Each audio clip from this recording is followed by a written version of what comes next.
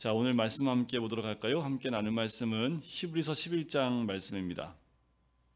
히브리서 11장 8절 말씀입니다. 한 절 말씀을 보지만 그 이후에도 계속해서 볼 예정이니까요.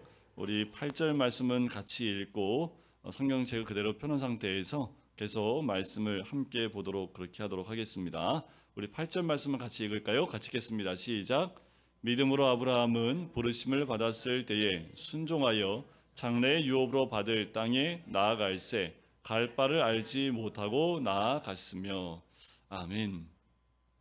오늘 말씀의 8절 말씀을 보면 아브라함의 믿음도 역시 노아처럼 조건 없이 하나님 말씀에 순종하는 믿음을 보여주고 있습니다. 아브라함은 하나님이 가라고 하신 땅이 어느 곳인지 몰랐어요. 그럼에도 불구하고 순종하고 나아갔지요. 하나님이 가라고 하시니까 그냥 간 겁니다. 이는 노아의 믿음의 특징과 아주 비슷하죠. 방주를 지을 때에도 바닷가나 강가에 지는 것이 아니라 나무가 있는 곳에서 짓게 하시고 또 굉장히 오랜 기간 동안 그 방주를 지으면서 사람들로 하여금 비난을 들으면서도 순종했던 그 노아의 믿음이지요. 그러면 하나님이 아브라함에게 주신 믿음은 어떤 믿음이었을까라는 거지요. 그 믿음은 부르심에 대한 응답입니다. 하나님이 부르시면 대답해야겠지요. 아버지가 부르는데 대답을 안 해. 그러면 자식들이 혼나지요. 얘야 부르는데 대답이 없으면 당연한 거지요. 그런데 하나님 부르심에 응답하는 것도 당연한 겁니다. 못 듣는 척하면 안 되겠지요. 하나님 우리의 양심에 또는 기도 시간 가운데 또는 성경을 읽다가 때로는 설교 시간에 우리 마음 가운데 찔림으로 말씀하실 때가 있지요. 저마다 하나님이 부르시는 그 부름에는 여러 가지 방법들이 있습니다. 그 방법들 가운데 거의 대부분은 우리 마음에 들려주시는 하나님의 음성이지요. 하나님은 아브라함을 부르셨습니다. 그는 하나님이 부르시자 토를 달지 않고 나아갔습니다. 우리도 하나님의 부르심에 이해되지 않는 부분이 있어도 그냥 받아들이는 그 믿음이 있기를 소원합니다. 이러한 믿음을 보일 때 하나님의 축복을 받을 수 있는 거지요. 그래서 하나님이 아브라함을 부르실 때 이렇게 부르셨지요. 아브라함에게 이르시되 너는 너의 고향과 친척과 아버지의 집을 떠나 내가 내게 보여줄 땅으로 가라라는 거지요. 자, 아브라함을 통해서 볼 수 있는 건 뭘까요? 그것은 믿음은 떠나는 것입니다. 내가 태어난 곳, 내 친척들이 사는 곳, 내 부모가 사는 곳, 이런 곳은 어떤 곳일까요? 익숙한 곳이지요. 그리고 편한 곳입니다. 내가 고민할 필요가 없는 곳이 바로 그런 곳이지요. 그런데 하나님은 어딜 떠나라고요? 그런 곳을 떠나라고 말씀을 합니다. 나에게 익숙하고 편안한 곳, 떠나서 낯선 곳으로 가는 것이 믿음의 시작이라는 거지요. 우리는 편한 곳에 있으면 하나님을 온전히 의지하지 못합니다. 하지만 아무도 모르는 낯선 곳에 가서 어느 누구의 도움도 받지 못하는 환경 가운데 가면 하나님을 찾게 되고 부르짖게 되지요. 그래서 가끔은 우리들도 청년들 정도 됐을 때는 해외로 한번 홀로 떠나보는 것도 좋겠다는 생각이 들어요.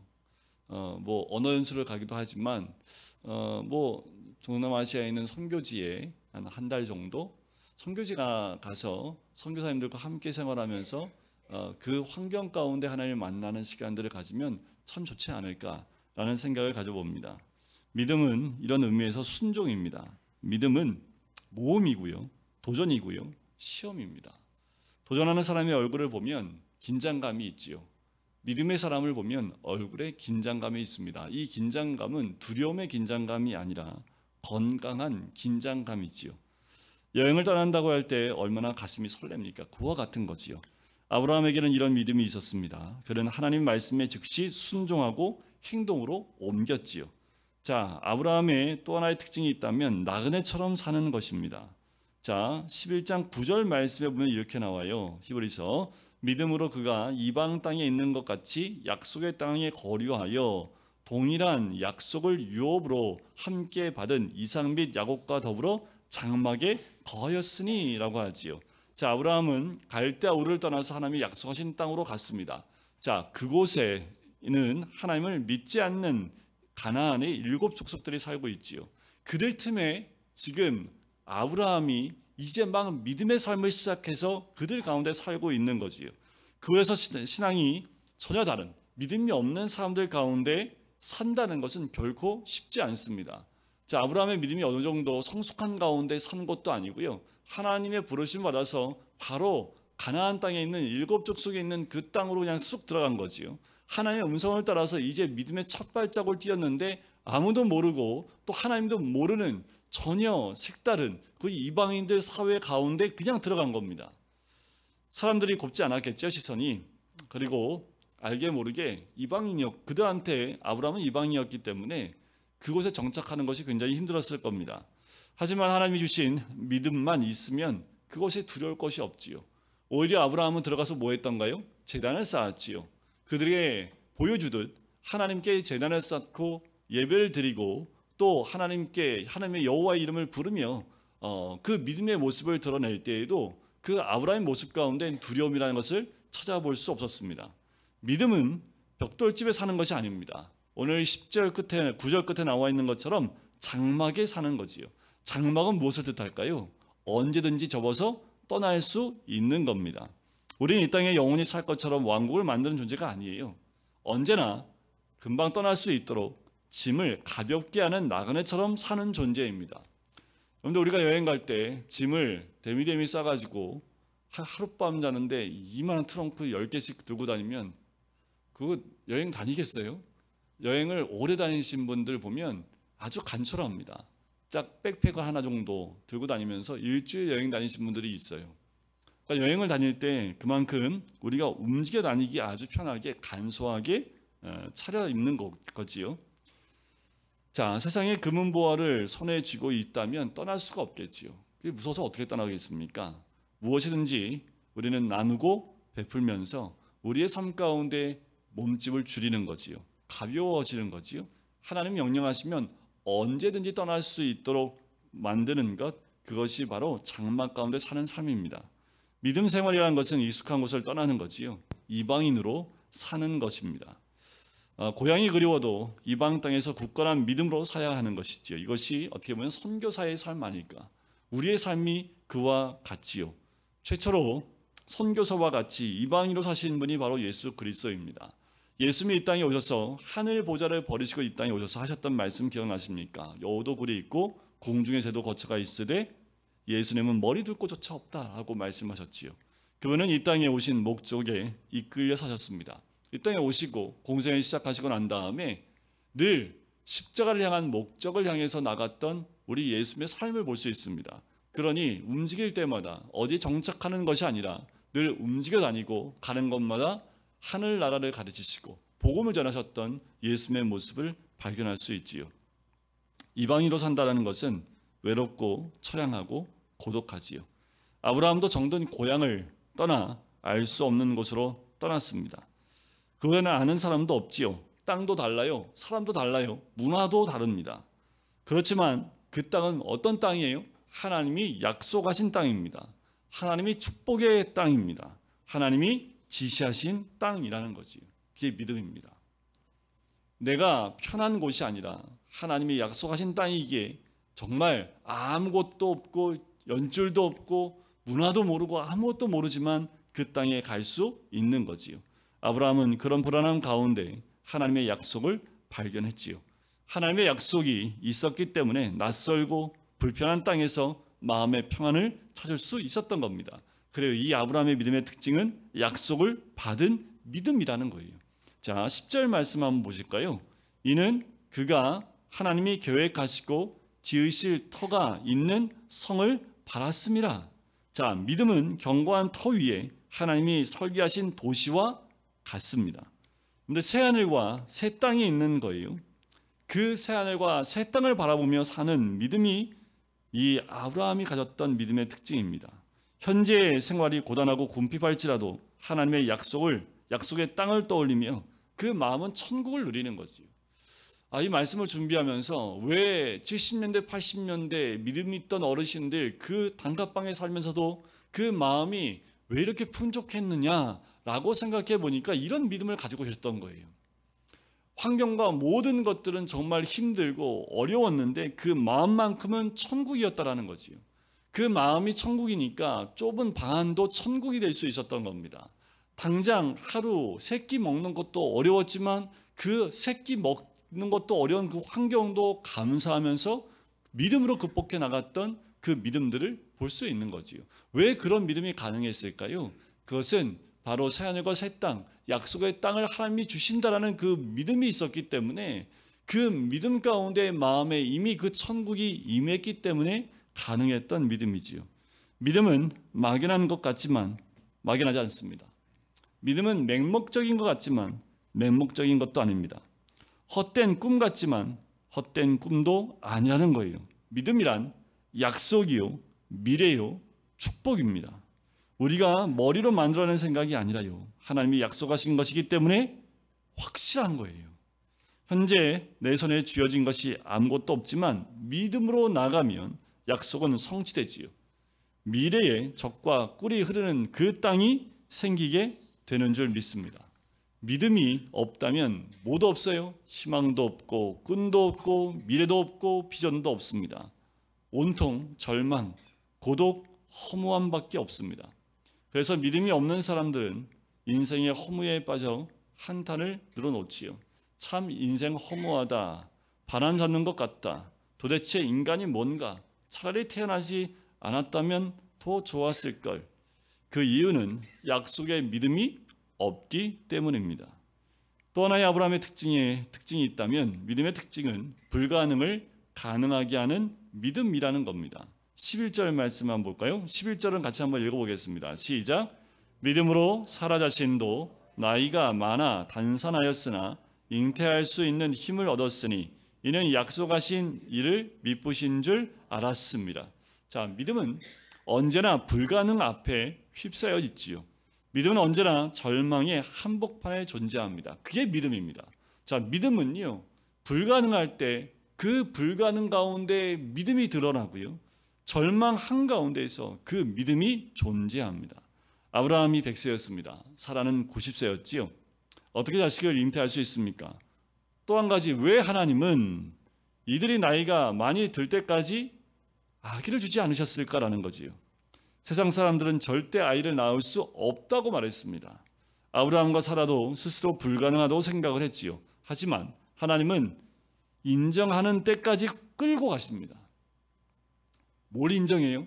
모든 사람이 끝났다라고 인정할 때까지 그냥 하나님은 끌고 가시는 거예요. 모든 사람이 포기하고 완전히 불가능하다고 생각할 때 그때 하나님은 역사하십니다. 그 후 아브라함은 이삭을 낳았지요. 이삭을 낳았을 때 모두가 하나님이 주신 특별한 아이라고 인정할 수밖에 없는 거예요.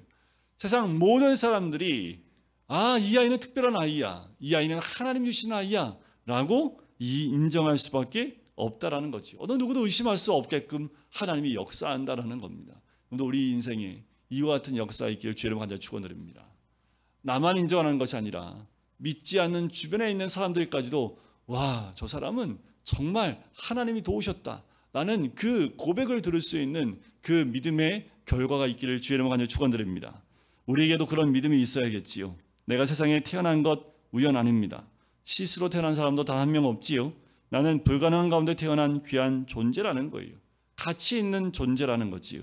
나는 수많은 바다의 모래와 하늘의 별들 중에 하나가 아닙니다. 나에게는 하나님께서 주신 독특하고 바꿀 수 없는 사명이 있습니다. 하나님의 약속으로 받은 믿음이 있는 한 우리에게 불가능은 없습니다. 요새 뉴스에 많이 나오는 지금 폭력 사태나 또 흉기를 들고 다니는 사람들을 보면 이게 없어요. 자신의 존재의 가치를 완전히 잃어버린 사람들의 선택이 다른 사람의 행복을 감당하지 못하여 그 행복을 빼앗으려 한다는 거지. 그 사람의 존재의 가치가 무엇인지를 깨닫게만 해준다면 그 사람이 아무리 힘들어도 지금의 그 환경을 이겨낼 수 있는 믿음이 있을 텐데, 자기의 존재의 가치가 너무나 가치가 없다고 생각하니까 다른 사람의 그 가치를 깎아내리고 싶어서 폭력을 행하는 그 모습을 보게 됩니다. 하나님의 약속으로 받은 믿음이 있는 한 우리에게는 불가능이 없지요. 12절 말씀을 보실까요? 이러므로 죽은 자와 같은 한 사람으로 말미암아 하늘의 허다한 별과 또 해변의 무수한 모래와 같이 많은 후손이 생육하였느니라. 하나님이 허락하신 믿음의 약속이 무엇인지 떠올려 볼 필요가 있지요. 하나님의 축복은 하늘의 별처럼 바닷가의 모래알처럼 셀 수 없이 많습니다. 하나님이 하신 일을 우리가 어찌다 설명할 수 있겠습니까? 하나님이 베풀어 주신 은혜와 약속과 축복을 어찌다 감당할 수 있겠습니까? 그런데 우리가 잊지 말아야겠지요. 오직 믿음의 사람이 되는 길뿐입니다. 하나님의 약속을 믿고 나가는 거지요. 하나님의 은혜가 충만해지는 은혜를 누리며 사는 거지요. 그것이 바로 믿음의 사람입니다. 아브라함의 믿음은 하나님의 부르심을 받을 때 순종한 믿음이라고 그랬지요. 머리로 이해하는 믿음, 지식으로 얻어진 믿음은 진정한 믿음이 아닙니다. 그런데 진정한 믿음은요, 반드시 기적이 일어나고요, 열매가 맺히게 되어져 있습니다. 그 믿음은 아브라함에게 맺었던 그 열매와 기적이 일어나는 것처럼요, 아무것도 될 수 없고 가능성이 없었기 때문에 그때 그 믿음은 열매를 맺게 되는 거지요. 진짜 믿음을 갖고 있으면 내 삶이 절망에서 희망으로, 갈등에서 화해로 바뀌게 될 줄 믿습니다. 우리의 주변의 환경들이 아무리 절망스럽고 갈등 가운데 있다 할지라도 믿음의 삶으로 인하여 믿음의 그 삶을 통해서 희망과 화해로 바뀌는 은혜가 있는 줄 믿습니다. 아무리 어렵고 힘들어도 충만한 기쁨의 삶을 살게 되는 거지요. 자, 믿음은 우리가 스스로 가질 수 있는 것이 아니지요. 믿음은 하나님이 주시는 겁니다. 그 믿음의 씨앗에서 싹이 나고요, 줄기가 뻗어 올라가고 잎이 피어나고 열매가 맺히는 것과 같아요. 믿음은 하나님의 부르심을 받는 것, 하나님 말씀을 듣는 것입니다. 하나님 말씀을 들은 적이 없다면 믿음도 생길 수 없습니다. 아브라함의 믿음은 갈대아 우르에서 떠나라는 하나님의 명령에 순종하는 거였지요. 맹목적인 것이 아니라 하나님 말씀이기에 순종하는 것입니다. 누구든지 처음부터 완벽한 믿음을 갖지 못하지요. 마치 아기가 기어다니다가 손 짚고 일어나고 점점 자라서 뒤뚱거리고 걷고 뛰고 달리게 되는 것처럼 우리의 믿음도 처음에는 미약했다가 점점 자라나는 것과 같아요. 하나님의 말씀을 계속 먹고 그분의 부르심에 응답하면서 살면 점점 하나님의 생각과 같아지게 된다라는 거예요. 여러분들, 우리의 생각이 하나님의 생각과 같아지길 간절히 소원합니다. 왜 아이들이 어릴 때는 어릴 때 생각을 하지요. 그러니까 어릴 때는 어릴 때 수준의 생각을 합니다. 근데 아이들이 점점 크고 성장을 하지요. 성장하면 할수록 그 성장한 만큼 생각을 하지요. 더 커요. 어른이 됐다라고 했을 때는 어떤 게 어른입니까? 부모의 마음을 이제 조금 알아갈 수 있을 때가 어른이라고 할 수 있지요. 그래서 부모의 생각을 좀 생각해 볼 수 있고, 부모의 생각을 좀 자신이 생각해 낼 수 있다면 그건 좀 컸다라고 얘기할 수 있지요. 우리가 신앙이 크면 클수록, 신앙에서 성장하면 성장할수록 하나님의 생각을 더 우리가 닮아가고 알아가게 되는 것과 마찬가지입니다.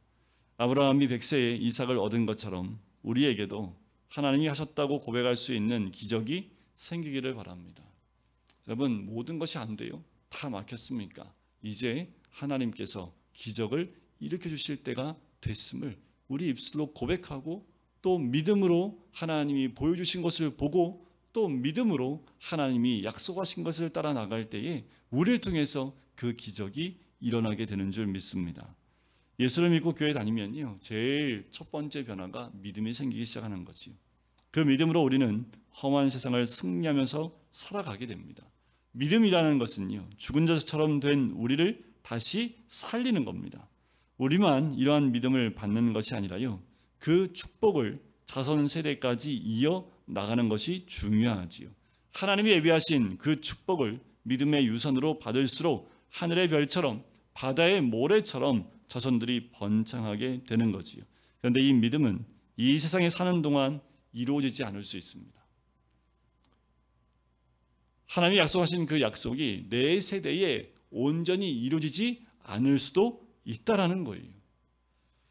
아브라함도 그랬지만 모세도 마찬가지였지요. 가나안 땅에 들어가지 못하고 가나안 땅 앞에서 가나안을 정복하는 것을 믿음의 눈으로 바라보기만 했지 그 땅은 들어가지 못했다는 거지요. 이 믿음은 이 세상에 사는 동안 이루어지지 않을 수 있고요. 그렇다면 이 믿음은 희망이 아니라 절망일까요? 그렇지 않다라는 겁니다. 우리 13절 말씀 한번 볼까요? 13절 말씀을 같이 한번 읽겠습니다. 시작.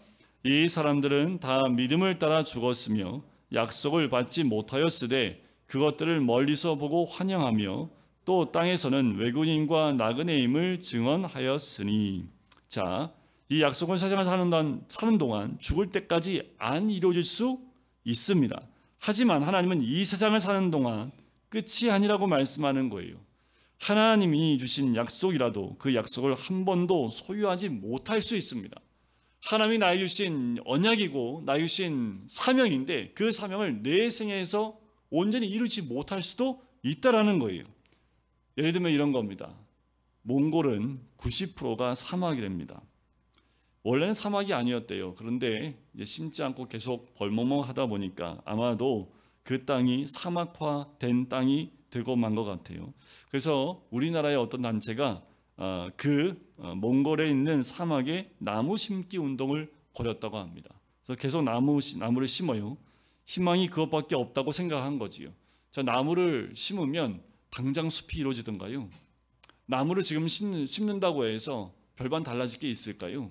그런데 나무를 심으면서 이들이 본 건 뭘까요? 모래밖에 없는 그 땅에 푸른 산림으로 변할 것을 상상하면서 나무를 심기 시작한다라는 거지요. 당장 울창한 숲을 이루진 못하지만 그렇게 변할 미래를 바라보면서 심는 겁니다. 우리가 하는 믿음의 작업이 이와 같아요. 눈앞에 보이지 않고 귀에 들리지 않아도 하나님의 약속을 그리면서 사막의 나무 한 그루를 심는 것입니다. 우리가 오늘 이 밤에 모여서 함께 기도하는 것도 그와 같은 심령과 믿음으로 우리가 함께 하는 거지요. 교회를 위해서 기도하고 공동체를 위해서 기도하고 가정을 위해서 기도하고 나라와 민족을 위해서 기도하는 것, 그것이 뭐가 달라지겠습니까? 아니요. 그것이 우리로 하여금 달라진 그 이후의 삶을 바라볼 수 있는 믿음의 눈이 열린다라는 거지요. 이러한 노력들이 계속되고 수십 년, 수백 년 이어질 때 사막이 옥토로 변하게 되지요. 그리고 그 옥토를 후손들이 누리게 되는 거지요. 믿음은 하나님의 약속을 붙들고 멀리 내다보는 것입니다.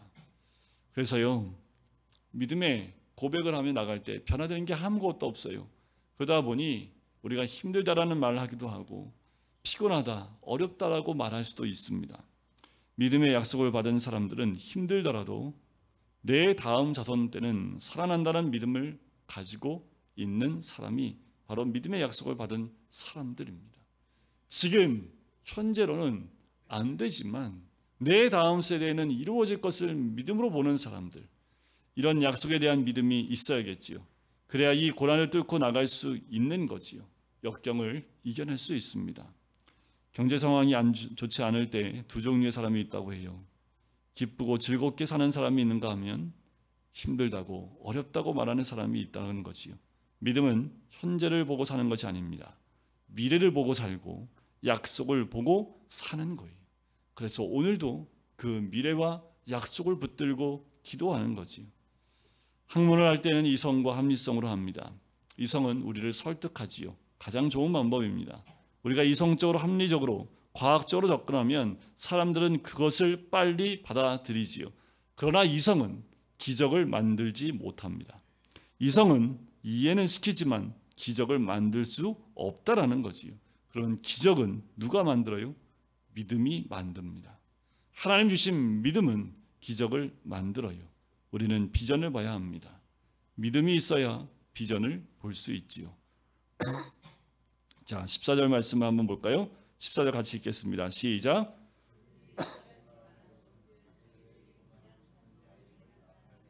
자, 믿음의 사람은요, 또 하나의 특징이 있다면 본향을 찾는 사람들입니다. 우리의 본향은 뭘까요?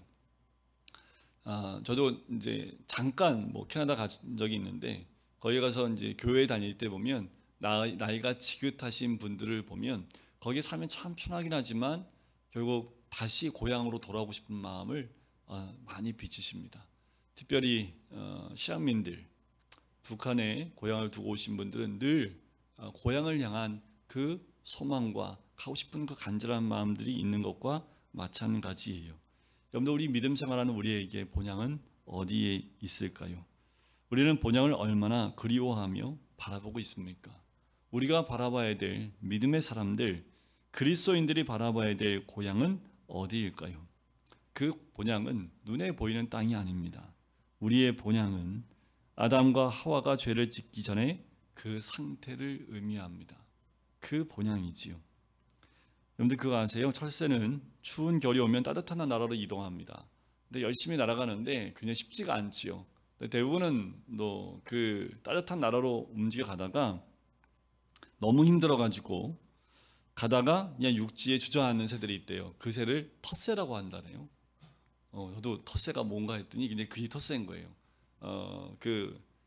철새들이 쭉 가다가 낙오돼서 그 철새를 따라가지 못하고 혼자 낙오돼서 그냥 거기에 머물러 있는 새를 텃새라고 얘기를 합니다. 우리는 힘들어도요, 본향을 향해 날갯짓을 해야겠지요.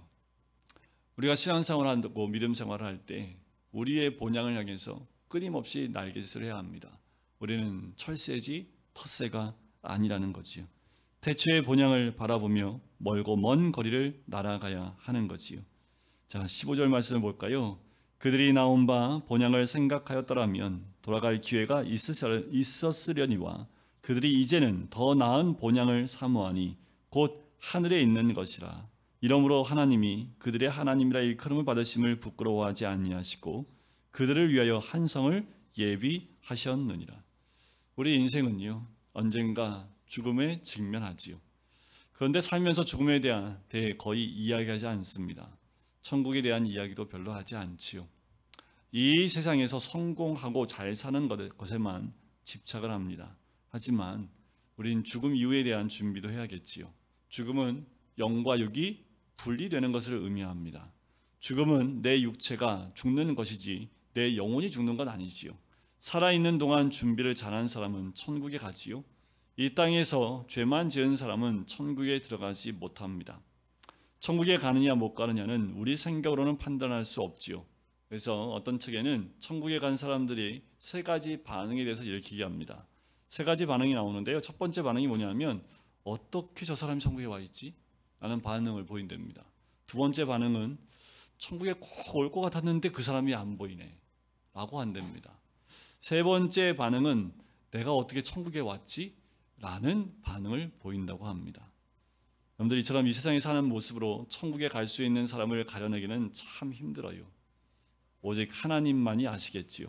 그래서 우리는 더더욱 하나님께 매 순간 회개하고 그분의 뜻을 알기 위해 노력해야 하는 겁니다. 살아있을 때 구원받지 못하고 회개하지 못하면 죽은 뒤에 천국에 가고 싶어도 못 갑니다. 회개하고 싶어도 못하지요. 죽으면 그것으로 끝입니다. 그럼 우리는 더 나은 본향을 사모하며 하나님의 뜻에 따라 현재의 삶을 열심히 살아야겠지요. 아브라함은 하나님이 보여주신 그 별이 쏟아지는 밤에 하늘을 올려다보며 자신이 나가야 될 본향, 하나님이 예비하신 곳에 대한 생각을 분명히 했을 거예요.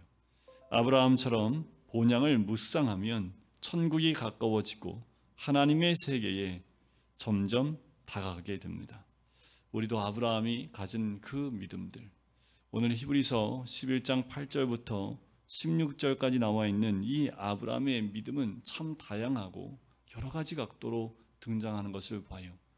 결국 아브라함도 본향을 향한 그 믿음을 가지게 되어졌고 천국을 꿈꾸는 사람이 된 것처럼 우리도 아브라함처럼 본향을 꿈꾸고 천국을 꿈꾸는 인생이 되기를 간절히 소원합니다.